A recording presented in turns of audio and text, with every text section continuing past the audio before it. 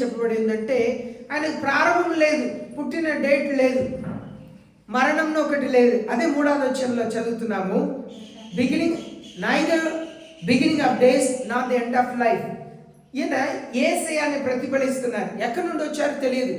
ఆయన వచ్చి అబ్రహాంని దీవించిన వెంటనే అబ్రహాం 10వ భాగంని తీసి తనకి ఇచ్చారంట. 10వ వంతులు తీసి ఇచ్చారంట, అనగా 10వ భాగముగా.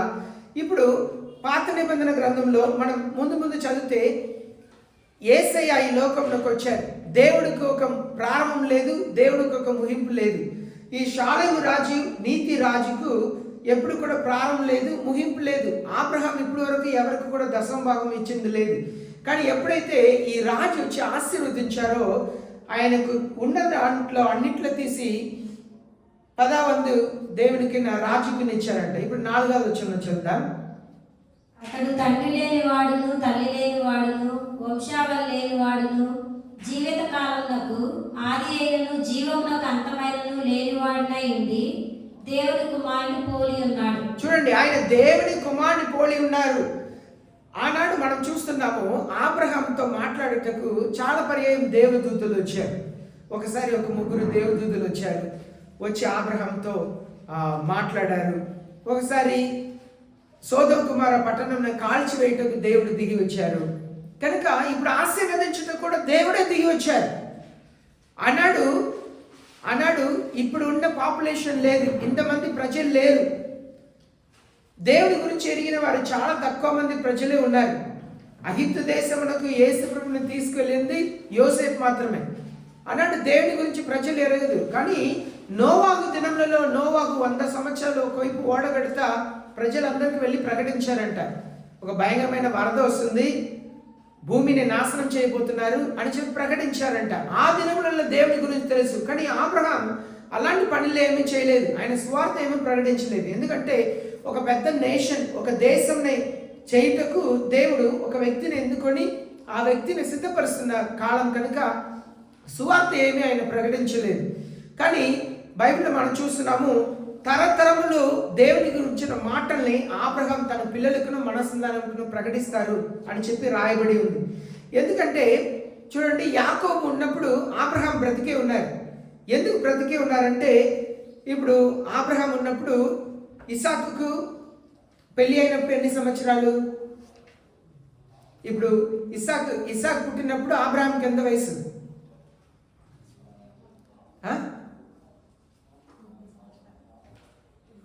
ఇస్సాకు పుట్టినప్పుడు 100 సంవత్సరాలు. తర్వాత ఇస్సాకు వివాహం అయినది 40 సంవత్సరాలు. సరేనా? 40 సంవత్సరాల తర్వాత వాళ్ళు కొంతకాలం పిల్లలు లేరు. తర్వాత ఏసావు ఇస్సాకు పుట్టారు. ఇక్కడ అబ్రహాం వయసును మనం చూస్తుంటే అబ్రహాం కెతురాని వివాహం చేసుకొని ఆయన కొంతకాలం జీవిస్తున్నారు. కనుక యాకోబు అబ్రహాంతో 10 సంవత్సరాలు ఉన్నారు. తాతయ్య అయిన అబ్రహాంను చూస్తున్నారు చిన్న వయసులో. కనుక వాళ్ళకి విశ్వాసం పిల్లలకును మన సంతానమునకును తరతరములు నేర్పించారు. ఒకే కడుపు నుండి పుట్టారు ఈసావు, యాకోబు. కానీ ఒకడు దేవునికి దూరం అయిపోయాడు, ఒకడు దేవుడిని పట్టుకున్నారు. ఆయన ద్వారా దేవుడు తరతరములుగా ఆశీర్వదిస్తూ వస్తున్నారు. ఇది కూడా మనం చూస్తున్నాము. ఇది యేసయ్యను చూపిస్తుంది. ఈ సాలెము రాజు అయిన మెల్కీసెదెకు ఆయన ప్రారంభం లేదు, ముగింపు లేదు. ఆయన పుట్టిన కాలం లేదు, ముగింపు కాలం అనేది లేదు. దానికి యేసయ్య చెప్తున్నారు, పరలోకం వెళ్ళేవారు అక్కడ దేవదూతల వల్లే ఉంటారంట. పరిశీలి వచ్చి అడుగుతున్నారు, అయ్యా ఇక్కడ ఉన్న వాళ్ళందరూ కూడా పరలోకంలో ఎలా ఉంటారు? మా దగ్గర ఒక ఆవిడ ఉన్నది, 7 వివాహం చేసుకున్నారు. పరలోకంలో ఎవరు ఆమెకు భర్తగా ఉంటారంటే యేసయ్య చెప్తున్నారు, మీరు లోక ప్రకారంగా మాట్లాడుతున్నారు. లోకంలో భార్య భర్తను ఉంటారు, పరలోకంలో భార్య భర్తను ఉండరు, అందరూ కూడా దేవదూతల వల్లే ఉంటారు అన్నారు. పరలోక రాజ్యంలో నేను దేవదూతల వల్లే ఉంటామంట. నరకంలో పళ్ళు కొరుకుటయు ఏడుపును అక్కడ ఉండను, అక్కడ అగ్ని ఆరదు, పురుగు చావదు, కఠినమైన చీకటి నిండిన చోటు, అది సాతానుడుకును తన అనుచరుల కొరకును దేవుడు సృష్టించినది అని చెప్పి యేసయ్య స్వయంగా ఈ మాటలు చెప్పారు. కనుక యుగ యుగములుగా నరకం వెళ్ళేవారు యుగ యుగములు బాధ అనుభవిస్తారు. మనం ఊహించలేము యుగ యుగములు ఎలా బాధ అనుభవిస్తారు ఒక వ్యక్తి. మనకు అర్థం కాదు, ఎందుకంటే మన మెదడు చాలా చిన్నది, మనం అంత అర్థం చేసుకోలేము.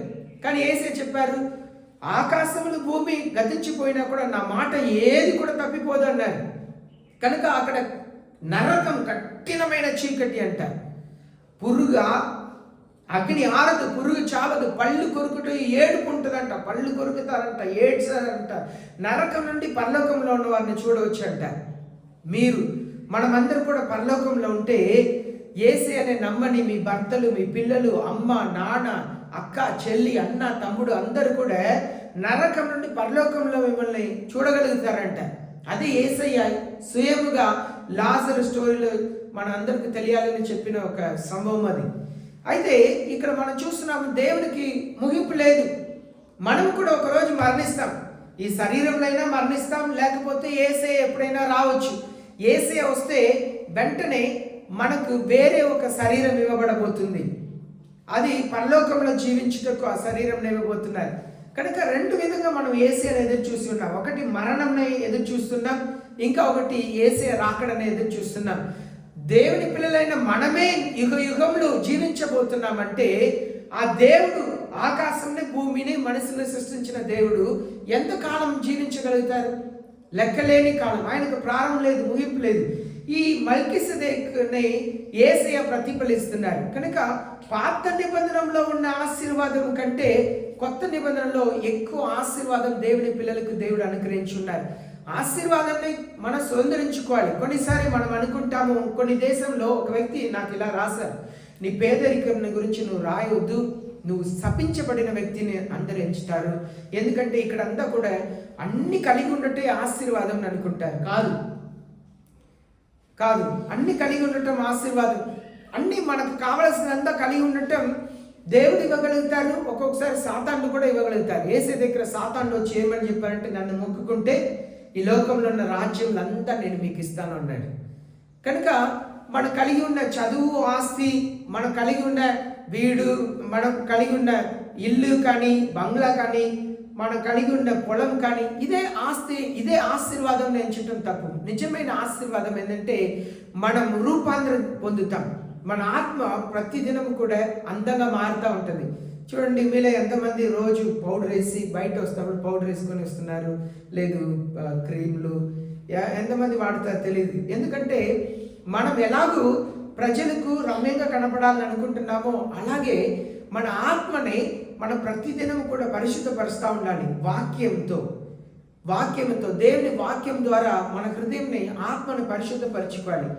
ఆత్మ ప్రతిరోజు కూడా దేవునిలా మారాలి. కనుక కొత్త నిబంధన కంటే పాత నిబంధన చాలా ఆశీర్వదించబడింది. కొత్త నిబంధనలో మల్కీసెదెకు షాలేము రాజు, నీతి రాజు వచ్చి వెళ్ళిపోయారు. కానీ కొత్త నిబంధనలో దేవుడే స్వయంగా వచ్చి ఈ లోకంలో ఆయన మాటల్ని ప్రకటించారు, తన సమాధానం ఇచ్చారు. ఒక మాట ఉందండి, చాలా మంది వచ్చి అన్నాడు ఇలాగ చెప్తారంట, మీరు మా వీధిలో ప్రసంగించారు కదా, మీతో పాటు మేము భోజనం చేశాం కదా అంటారంట. ఆ మాటని నేను సువార్త పరిచయం చేస్తున్నప్పుడు ఎక్కువ తలంచుకుంటాను. మీరు మా వీధిలో వచ్చి సువార్త చెప్పారు కదా, మాట్లాడారు కదా, మేము మీతో కూర్చొని మాట్లాడాము కదా, భోజనం చేశాం కదా. కనుక మనం అందరం కూడా దేవుని సన్నిధిలో ఉన్నాం. మీ దగ్గర, నా దగ్గర దేవుడు ఎదురు చూస్తున్నది చిన్న చిన్నగా ఏ పాపంలో ఉన్నామో ఆ పాపంని విడిచి బయటకు రావాలి. ఒకేసారి కొన్ని దాంట్లో నుండి బయట రాలేం. కానీ యేసయ్య కనికరం కలిగిన దేవుడు మన కృపను అనుగ్రహిస్తూ ఉంటారు, పరిశుద్ధతను అనుగ్రహిస్తూ ఉంటారు. మనం లోన పరిశుద్ధంగా ఉండటమే నిజమైన ఆశీర్వాదం. నిజమైన ఆశీర్వాదం ఏంటండి? నిజమైన ఆశీర్వాదం ఏంటి? ఆత్మలో పరిశుద్ధంగా ఉండటం. లోన నిజంగా ఒక్కొక్క రోజు చెడ్డ మాటలు మాట్లాడక, తప్పు అబద్ధం చెప్పకుండా, మంచితనంగా రోజు లోన మన పరిశుద్ధంగా మారటమే ఆశీర్వాదం. ఈరోజు వెళ్ళి మీరు 2-3 చీరలు తీసుకొచ్చారు, ఏదైనా మీకు ఖరీదు కలిగిన భోజనం చేశారు, ఏదైనా వస్తువు తీసుకొచ్చారు, అది కాదు ఆశీర్వాదం. ఆశీర్వాదం అనేది ఆత్మ పరిశుద్ధంగా మారాలి. రోజు రోజుకి యేసే ఎలా మారాలి, మంచితనం పెరగాలి, తగ్గింపు రావాలి. యేసే ఎలా అంటే యేసే చాలా తగ్గించుకున్నారు. ఎంత తగ్గించుకున్నారంటే యేసే అలా ఎవ్వరు తగ్గించుకోలేదు, అంత యేసే తగ్గించుకున్నారు. పాపులతో, సుంగం పన్ను వసూలు చేసే వాళ్ళతో కూర్చొని భోజనం చేసేవారంట. అందరూ వాళ్ళ ఇంటికి వెళ్ళి పడుకుంటే యేసయ్య వెళ్ళి కొండ మీదను ఎక్కడైనా ఒంటరిగా సమయం గడిపేవారంట. కనుక ఆశీర్వాదం అనేది మన లోన యేసయ్యలా మారటమే మన చూపు. ఒకప్పుడు చెడ్డ చూపు చూడటం, విసపు చూపు చూడటం, లేకపోతే లేని వారిని తక్కువ చూడటం, కులంని బట్టి వీళ్ళు పలానా కులం అని కులంని బట్టి తక్కువ చూపు చూడటం, ఎంత మారి నా సహోదరుడు సహోదరి మనమందరూ కూడా మనుషులం, కులం అనేది మనుషులు తీసుకొచ్చారు అని చెప్పి మనకు ఒక ఆలోచన రోజు రోజుకి ఆ కులం మన మైండ్లో పోవాలి. ప్రభుత్వ రీతిగా కొన్నిసారి ప్రభుత్వం ప్రజల్ని కుల వయసు చూస్తున్నారు కనుక మన ప్రభుత్వం కొరకు వాడటం తప్పులేదు. కానీ మనుషులు ఒక సంఘంలో వచ్చినప్పుడు, లేదు ఇంటి పక్కన ఉన్న వారితో, లేదు కొత్తగా ఎవరైనా చూస్తే కులం అనే మనసు రాకూడదు. ఎందుకంటే యేసయ్య మనలో వచ్చిన తర్వాత మన యేసయ్య లాంటి తలంపులు రావాలి, యేసయ్య లాంటి ఆలోచనలు రావాలి. మన ఆలోచనలో మార్పు, హృదయ విధానంలో మార్పు, మన మాటల్లో మార్పు, యేసయ్యలా క్షమించే మనస్సు, తగ్గించుకునే మనస్సు, అదే యేసయ్య మన దగ్గర కోరుకుంటున్నారు. ఈ మెల్కీసెదెకు రాజుకు దశభాగం ఇవ్వటం కారణం ఏంటంటే అబ్రహాం గుర్తించాడు, ఈయన భూలోకమైన రాజు కాదు, పరలోకం నుండి వచ్చిన రాజు. భూలోకంలో ఆ దినంలో అబ్రహాం కంటే నీతి కలిగిన వారు ఎవరు ఉన్నారు? అబ్రహాం కంటే సమాధానం కలిగిన వారు ఎవరు ఉన్నారు? లేరు. ఆ దినంలో స్వయంగా దేవదూతలే వచ్చి మాట్లాడేవారు. దానికి సంసోన్ తల్లితో వచ్చి దేవదూత వచ్చి మాట్లాడారు. గిదియోన్ అనబడిన వ్యక్తితో ఆయన పని చేస్తుంటే దేవదూత వచ్చి మాట్లాడారు. ఆ దినంలో దేవదూతలే వచ్చేవారు. ఈ దినంలో కూడా కొన్నిసార్లు దేవదూతలు రావచ్చు, కానీ మనం తెలియక జీవిస్తున్నాం. అదే మనం హెబ్రీ పత్రిక 5వ అధ్యాయంలో కూడా చదువు. మనకు తెలియకుండానే కొన్నిసారి మనం దేవదూతలకి ఉపచారం చేసి ఉన్నాం. ఇప్పుడు 4వ వచనం చదువుతాం. హెబ్రీ పత్రిక 7వ అధ్యాయం 4వ వచనం. ఇతడెంతగనడో చూడుడి, మూల పురుషుడైన అబ్రహాము అతనికి కొల్లగొన్న శ్రేష్టమైన వస్తువులలో 10వ వంతు ఇచ్చెను. చూడండి, ఎప్పుడైతే తను ఆ రాజు షాలేము రాజు వచ్చి ఆశీర్వదించారో 10వ వంతు తీసి ఇచ్చేశారు. దేవుని పిల్లలు దశమ భాగం ఇవ్వటం అనేది చాలా ప్రాముఖ్యం. కానీ దశమ భాగంని సేవకులైన మేము సేవ చేస్తున్నాము బలవంతం చేసి పొందుకోవటం కాదు. మీరు ప్రేమించి, యేసయ్యని ప్రేమించి, యేసయ్య నా కొరకు సిలువలో మరణించారు, నేను యేసయ్య శరీరంలో యేసయ్య రక్తంలో పాలు పొందుతున్నాను కనుక నేను దశమ భాగం ఇవ్వాలని మనసు మీకే రావాలి. ప్రతిదినం కూడా పోషిస్తున్నారు, నెలంతా దేవుడు పోషిస్తున్నారు. కొంచెం కొంచెం కొంచెం కొంచెం తీసి పక్కన ఉంచాలి, నేను దేవునికి ఇవ్వాలి. ఎలాగూ అప్పు తీసుకున్న వాళ్ళకి తిరిగి ఇస్తున్నాము, అలాగే దేవునికి ఇవ్వాల్సిన దేవునికి ఇవ్వాలి. కైసరికడం దేవునికి ముందు మీరు ఏదేది చేయాలో అది చేసేసి దేవునికి కూడా పక్కన పెట్టాలి. అదే అబ్రహాం చేస్తున్నారు. తర్వాత వచ్చిన 5వ వచనం చదవండి. మరియు లేవి కుమారుల నుండి యాజకత్వం పొందువారు తమ సహోదరులు అబ్రహాము గర్భవాసం నుండి పుట్టినను ధర్మశాస్త్రము చొప్పున వారి యొద్ద అనగా ప్రజల యొక్క 10వ వంతును పుచ్చుకొనుటకు ఆజ్ఞను పొంది ఉన్నారు. ఇప్పుడు చూడండి, అబ్రహాంకు ఇస్సాకు పుట్టారు. ఇస్సాకు ద్వారా యాకోబు వచ్చారు. యాకోబు నుండి 12 మంది గోత్రం వచ్చింది. ఇవి 11 గోత్రం ఏం చేస్తారంటే లేవి గోత్రంలో దేవుని కొరకు 10వ వంతు వాళ్ళకి ఇస్తారు. ఇప్పుడు వీళ్ళందరూ కూడా ఎక్కడ ఉన్నారు? అబ్రహాంలోనే ఉన్నారు, అబ్రహాం కడుపులోనే ఉన్నారు. ఇంకా ఎవరు జన్మించలేదు. కానీ మనం చూస్తున్నాము ఇంకా ఒక్క బిడ్డ కూడా జన్మం ఇవ్వలేదు. ఆ జన్మం ఇచ్చిన పిల్లలు 12 గోత్రముగా ఉన్నప్పుడు దేవుడు లేవి గోత్రంని తన సేవ చేయటకు ఎందుకున్నారు? దేవునికి 10వ వంతు ఇచ్చినప్పుడు దాన్ని లేవి గోత్రం తీసుకొని వాడుకుంటారు.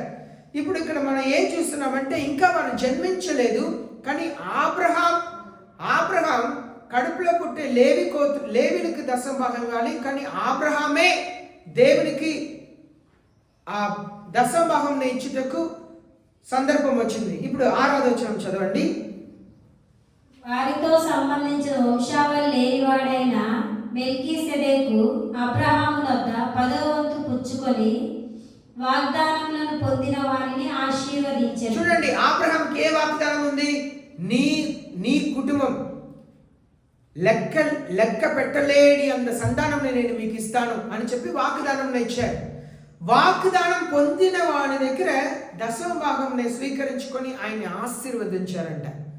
చూడండి, మనందరికి కూడా దేవుని వాగ్దానం ఉంది. నాకు కూడా దేవుడు వాగ్దానం ఇచ్చారు. చిన్నోడు ఒంటరివాడు 1000 మంది అవును, దాన్ని ఇక్కడ పులిపిట్లో దేవుడు ఇచ్చిన వాగ్దానంని అక్కడ రాశాను. అంటే మనందరికి దేవుడు ఒక్కొక్క వాగ్దానంని ఇచ్చి ఉన్నారు.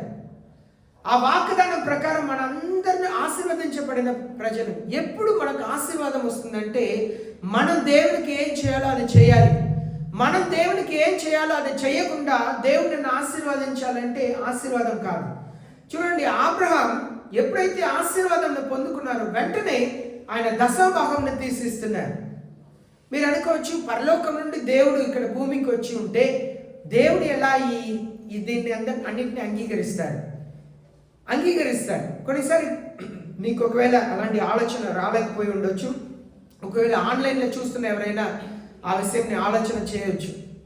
పెద్దోళ్ళకి తాట నీళ్ళు పట్టి. అయితే చూడండి, మన వాక్యంలో చూస్తున్నాము, ఆశీర్వాదాన్ని పొందే మనం దేవునికి దశమ భాగం ఇవ్వటం, దేవునికి ధారాళముగా ఇచ్చే మనసు కూడా ప్రజలకు కలగాలి. 7వ వచనం 8వ వచనం చదువుదాం. తక్కువవాడు ఎక్కువ వారి చేత ఆశీర్వదింపబడ్డను మాట కేవలము నిరాక్షేపమై ఉన్నది. ఇక్కడ చూడండి, తక్కువవాడు ఎక్కువ వాడి చేత ఆశీర్వదించబడ్డారంట. అంటే అబ్రహాం ఈ లోకంలో తక్కువవాడు, కానీ యేసయ్య పరలోకం నుండి వచ్చారు. చూడండి, అబ్రహాం దగ్గర 3 దేవదూతలు వచ్చినప్పుడు ఆహారాన్ని వండి తీసుకొచ్చారు. గుర్తుందా? ఆహారాన్ని వండి తీసుకొచ్చారు. అలాగనే మనం చూస్తున్నాము, ఇంకా ఒక సందర్భంలో కూడా మనం చూస్తున్నాము, మనోవ ఫ్యామిలీలో, అనగా సింసోన్ కుటుంబంలో వాళ్ళ తండ్రి జీవితంలో కూడా వాళ్ళు వచ్చి ఆహారాన్ని అక్కడ తీసుకొస్తే ఒక కర్రతో ముట్టుకుంటున్నారు. అంటే పరలోకం నుండి వచ్చిన దేవదూతలే, దేవుడే పరలోకం నుండి వస్తున్నారు. కానీ ఈ లోకంలో ఉన్న వాటిని స్వీకరించగలుగుతాం. మనం ఈ లోకంలో జీవిస్తున్నాం కనుక మనం ఏది తీసుకుంటున్నామో అది బయటకు వెళ్ళిపోతుంది. కానీ పరలోకం నుండి దేవుడు వచ్చి ఏది స్వీకరించినా అది ఏది కూడా మనకులా శరీరంలా లేదు, మనకులా డైజెస్ట్ సిస్టమో అలాంటిది ఏమి లేదు. దేవుడు మానవుల్ని అంగీకరించుటకు అలాంటి కార్యములు చేస్తున్నారు. అదే ఇక్కడ చూస్తున్నారు, తక్కువ వాడిని ఎక్కువ వాడు ఆశీర్వదించారంటే ఎక్కువ వాడు యేసయ్య అబ్రహాంని దీవించారు. తర్వాత వచనం చదవండి. మరియు లేవి క్రమము చూడగా చావునకు లోనైన వారు 10వ వంతులను పుచ్చుకొనుచున్నారు. అయితే ఈ క్రమము చూడగా జీవించుచున్నాడని సాక్ష్యము పొందినవాడు పుచ్చుకొనుచున్నాడు. చూడండి, ఇప్పుడు ఈ లేవి గోత్రంలో, అనగా సేవకులు, లేవి గోత్రంలో, ఇశ్రాయేల్ దేశంలో ఉన్న 12 గోత్రంలో ఒక గోత్రం లేవి గోత్రం. ఇప్పుడు సేవకులు మీరు కాணிకను సమర్పిస్తున్నారు, దశమ భాగాన్ని సమర్పిస్తున్నారు. కానీ లేవీలు కానీ సేవకులు కానీ మరణిస్తారు. కానీ ఈ మల్కీసెదెక్ ఆయనకు మరణమే లేదు, ఆయన జీవిస్తూనే ఉంటారు. యేసయ్య వచ్చారు ఈ లోకంలోకి, మానవుడిగా మరణించారు. మరణించిన తర్వాత ఏం చేశారు? మరణించిన తర్వాత పునరుత్థానం పొందారు. ఆయన మరలా లేశారు కనుక ఎప్పుడు జీవిస్తున్నారు. కనుక అబ్రహాం ఈ 11 గోత్రంలో ఉన్నవారు దశమ భాగంని మరణించే లేవి గోత్రంలోకి ఇచ్చారు.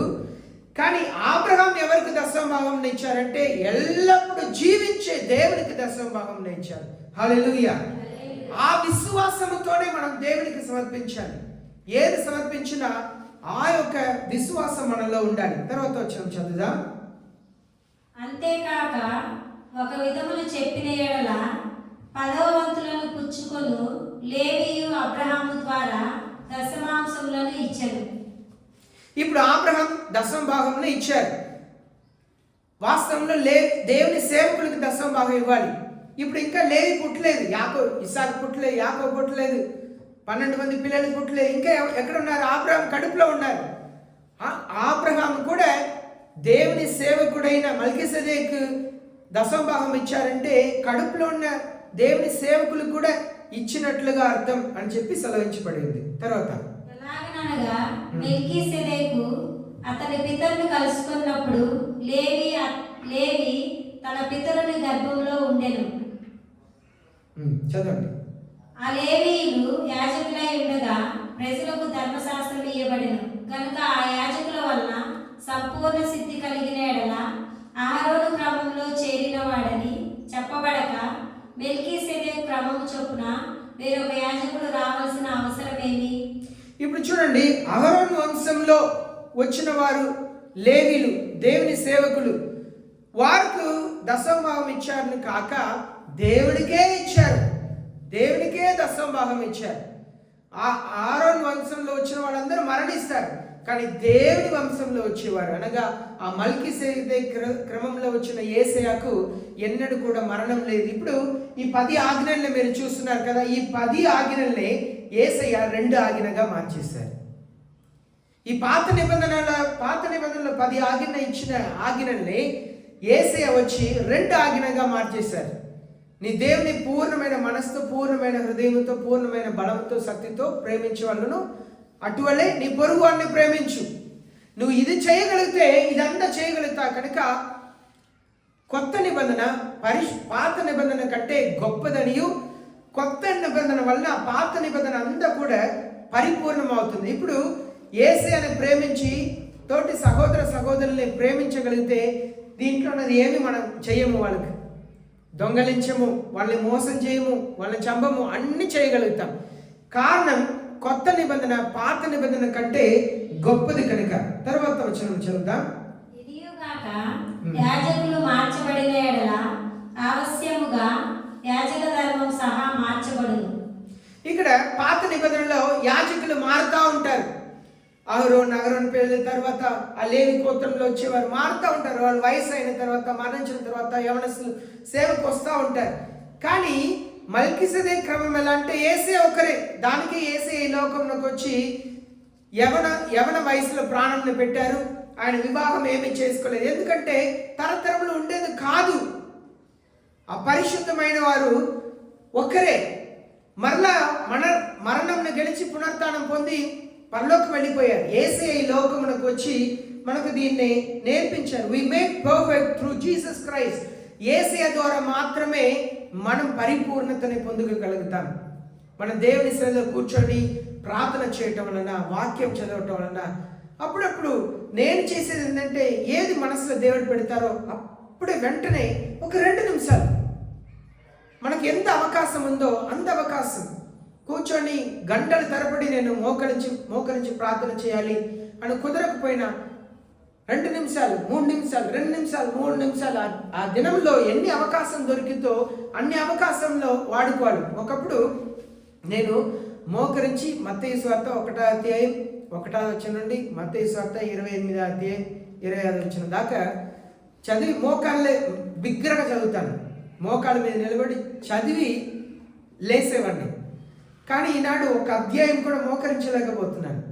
అంటే మనకు వయసు ఉన్నప్పుడే దేవుని వెతకాలి, వయసు ఉన్నప్పుడే మోకరించాలి, బలం ఉన్నప్పుడే మోకరించాలి, సత్వం ఉన్నప్పుడే మోకరించాలి, వాక్యం చదవటానికి అవకాశం ఉన్నప్పుడే ఎంత చదవగలుగుతాం అంత చదవాలి. తర్వాత అవకాశం దొరకదు. నిన్న ఒక వాక్యం వింటున్నాను, ఆ దేవజనుడు చెప్తున్నారు, ప్రారంభంలో ఒక అధ్యాయం అలా చదివేవారంట రోజు. కానీ ఈనాడు 1-2 వచనం వయసు అయ్యేసరికి అవకాశం ఉండదు. కనుక యవన వయసులో, చిన్న వయసులో ఉన్నప్పుడే వాక్యంని చదవాలి, వాక్యంని ఖచ్చితంగా చదవాలి. ఎంత పెద్ద ఎగ్జామ్ అయినా వాక్యంని చదవాలి. మా పిల్లలు చదువుతున్నారు, అది సెమస్టర్ ఎగ్జామ్ అయినా సరే నేను చెప్పేది ఫస్ట్ బైబిల్ని చదువు. నీ చదువు లేకుండా నువ్వు చనిపోయేదాకా అన్నం పెట్టడానికి దేవునికి సాధ్యం. ఫస్ట్ బైబిల్ చదువు. ఈ మాటనే నేను చెప్తాను. నీ చదువు లేకుండా మనుషులకు కావాల్సింది ఏంటండి? 3 పూట అన్నం కావాలి, మంచి ఆహారం కావాలి, వస్త్రం కావాలి, ఉండటానికి ఇల్లు కావాలి, చేతి నిండా డబ్బు కావాలి అవసరానికి, అంతే కదా. అది నీ చదువు వల్లనే కాదు. నువ్వు దేవుని ఇష్టపరిస్తే, దేవునికి ఇష్టమైన కార్యం నువ్వు చేస్తే దేవుడు ఖచ్చితంగా ఇస్తారు. నేను కాదు, మా పిల్లల్ని వచ్చినప్పుడు ఇలా మీ డాడీ చెప్తారంట కదా, అడిగి చూడండి.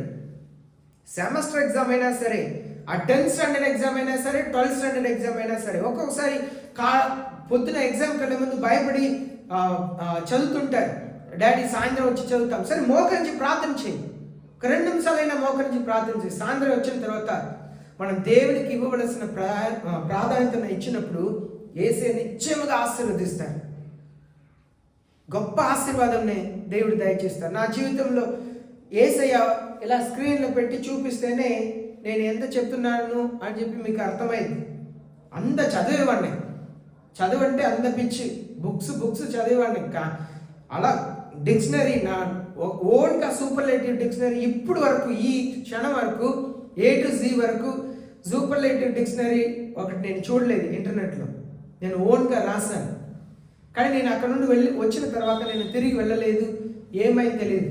నాకు ఎన్నోసారి బాధపడేవాడిని. ఉంటే ఒక వెబ్సైట్ ఆన్ చేసి ఒక వెబ్సైట్ చేసి సూపర్లేటివ్ డిగ్రీ పెట్టవచ్చు కదా. ఇప్పటివరకు ఎవరు పెట్టలేదు. ఓన్గా నేను రాశాను, సూపర్లేటివ్ డిగ్రీ డిక్షనరీ రాశాను. అంటే కానీ దేవుడు తీసుకొచ్చి ఈ ఊర్లో పెట్టారు. నాకు నా చదువు ఎంత మాత్రం కూడా నాకు సహాయం చేయలేదు. కనుక మన చదువు వల్లనే కాదు, యేసయ్య అనుకుంటే ఎలాగైనా మనల్ని దీవించగలుగుతారు. కనుక దేవునికి పరిపూర్ణమైన ప్రాధాన్యత ఇవ్వాలి. చివరిగా 13వ వచనం చదువుదాం. ఎవని గూర్చి ఈ సంగతులు చెప్పబడెనో ఆయన వేరొక గోత్రంలో పుట్టెను. ఆ గోత్రంలోని వాడెవడును బలిపీఠం వద్ద పరిచర్య చేయలేదు. ఇప్పుడు చివరిగా ఈ వచనాన్ని అర్థం చేసుకోండి. లేవి గోత్రం మాత్రమే దేవునికి సేవ చేయాలి. కానీ యేసయ్య ఏ గోత్రంలో వచ్చారు? యూదా గోత్రంలో వచ్చారు. అదే ఆబ్రహాం కడుపు నుండి వస్తున్న లేవికే దశమభాగం ఇవ్వాలంట. కానీ ఆబ్రహాం కడుపులోనే యూదా గోత్రం ఉంది. మల్కీసెదెకుకి ఆ దశమభాగం ఇవ్వటం యూదా గోత్రం నుండి వచ్చి సేవ చేయబోయే యేసయ్యకి ఇచ్చినట్ల సమానం. మీకు ఎంతమందికి అర్థమవుతుంది? లేవి గోత్రంలో ఉన్న వాళ్ళు దేవుని సేవను చేస్తారు, వాళ్ళకే దశమభాగం ఇవ్వాలి.